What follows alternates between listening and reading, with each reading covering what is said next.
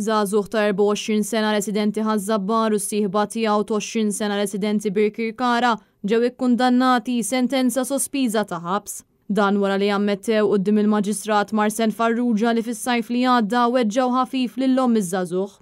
Il-prosekuzzjoni qalet li l-aggressjoni seħħet fit-13 ta' Wissu li għadda f'residenza f'Ħażabbar u ammettew ukoll li dakinhar ikkawżaw lill-vittma biża' li kienet se tintuża vjolenza kontrija. Iben l-omm instab ħati wkoll li sar reċidiv huma ma nstabux ħatja li jeddew lill-vittma waqt l-aggressjoni.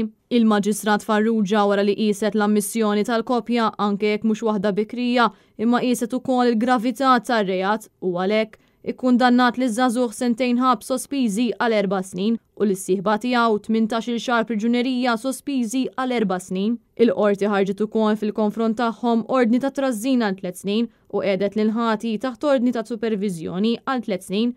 Il-prosekuzzjoni tmexxiet mill-Ispettur Xerowna Buħaġġar.